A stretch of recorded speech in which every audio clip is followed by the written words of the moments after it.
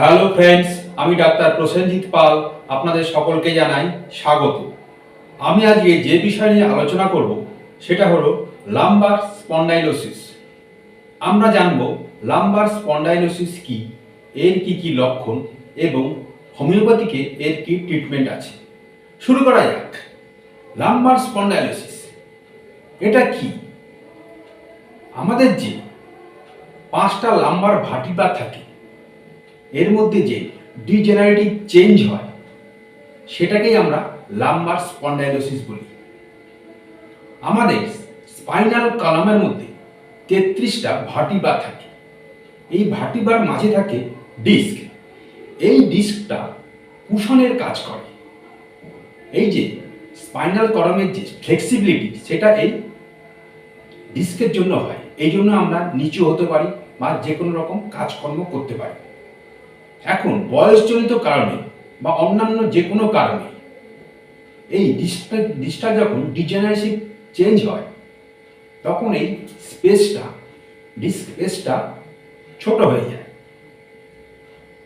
অথবা এই ভার্টিব্রার মধ্যে কোনো স্পার হলে, মানে বনি স্পার হলে, এই বনি স্পারটা আশেপাশের নার্ভগুলোকে কম্প্রেস করে এবং ডিস্ক স্পেসটা ছোট হওয়ার জন্য নার্ভগুলো কম্প্রেসড হয়। এর জন্য আমাদের কোমরে যে ব্যথা হয় সেটাকেই আমরা লাম্বার স্পন্ডাইলোসিস বলি।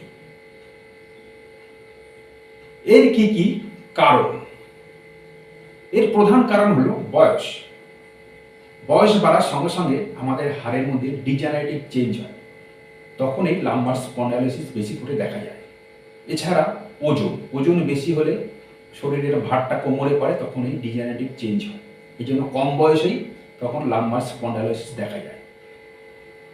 এছাড়া যারা ভারী ওজন তোলে, ভারী কাজকর্ম করে তাদের হতে পারে, অথবা কোনো ইনজুরি লাগলে হতে পারে।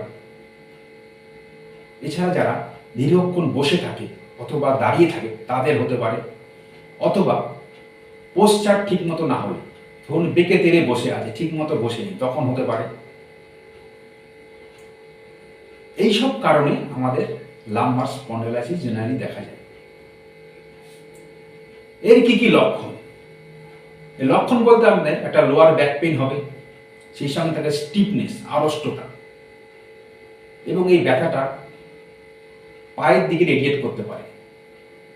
সেই সঙ্গে থাকবে অবশ ভাব, হাঁটা চলা করা খুব সমস্যা হয়ে যাবে। এই হচ্ছে এর প্রধান লক্ষণ।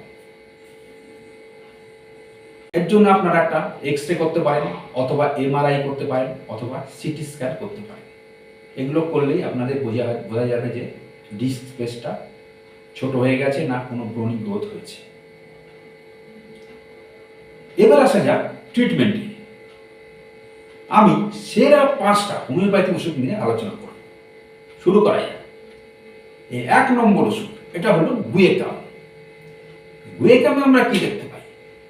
গুয়েকামে কোমরটা পুরো স্টিফ হয়ে যাবে, আড়ষ্ট হয়ে যাবে, একদম ইমোভেবল স্টিফনেস হবে। মানে কোমর একটুখানিকেও ঘোরাতে পারবে না, এদিক সেদিক নিচু হতে পারবে না, শুয়ে এদিক সেদিক ঘুরতে পারবে না। এই ব্যথা চাপ দিলে বেড়ে যাবে, গরমে বেড়ে যাবে, এবং ভেতরে একটা গরম ভাব থাকবে। এই রোগীর কিন্তু একটা টনসিলাইটিসের ইতিহাস থাকবে, এদের ঘাম হবে বেশি। মনে রাখবেন, যখন কোমর একদম পুরো লক হয়ে যাবে তখন আপনারা দেবেন গুয়েকাম। এবার আসা যাক দ্বিতীয় ওষুধে, এটা হলো ন্যাফেলিয়াম। ন্যাফেলিয়ামে আমরা কি দেখতে পাই?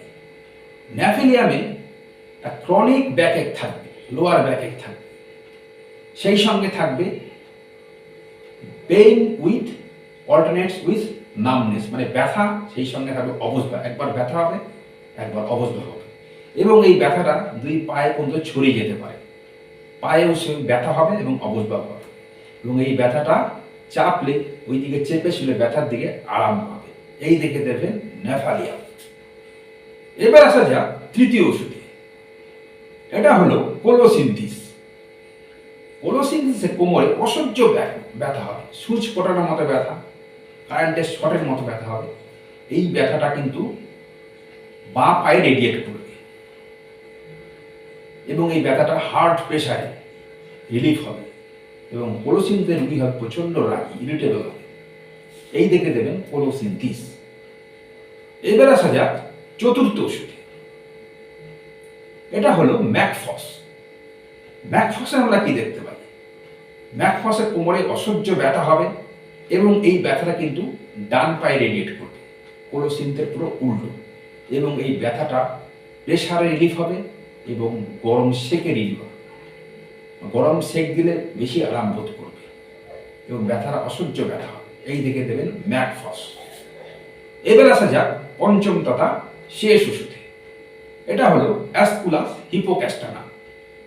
অ্যাসকুলাসে আমরা কি দেখতে পাই? অ্যাসকুলাসে আমাদের সিভিয়ার ব্যাকএক হবে, প্রচন্ড ব্যথা হবে, একদম সুচ ফোটানোর মতো ব্যথা হবে, মনে হয় কিছু কাঠি ঢুকানো আছে। এবং এই সঙ্গে থাকবে আমাদের কোষ্ঠবদ্ধতা বা কনস্টিপেশন এবং একটা অর্শের ইতিহাস থাকবে, ফাইলসের ইতিহাস থাকবে। এই দেখে দেবেন অ্যাসকুলাস। এবার ওষুধগুলো কিভাবে খাবেন? যে ওষুধটা আপনাদের সিমটমের সঙ্গে ম্যাচ খাবে একমাত্র সেই ওষুধটাই খাবেন এবং সেই ওষুধটা 30 পোটেন্সি নেবেন।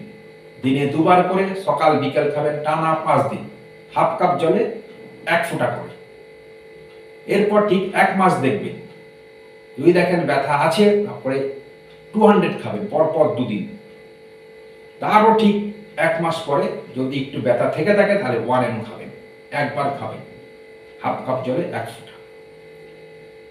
এই ওষুধগুলো যদি আপনারা ঠিকঠাক খেতে পারেন তাহলে আপনাদের লাম্বার স্পন্ডিলাইসিসের ব্যথা পুরোপুরি ঠিক হয়ে যাবে। আশা করি আপনাদের ভিডিওটা ভালো লাগবে। যদি ভালো লেগে থাকে অবশ্যই লাইক করবেন, শেয়ার করবেন, আমার চ্যানেলটা অবশ্যই সাবস্ক্রাইব করবেন। কালকে আবার নতুন ভিডিও নিয়ে আপনাদের সঙ্গে দেখা হবে। আজকে তাহলে এখানেই শেষ করা যাক। নমস্কার।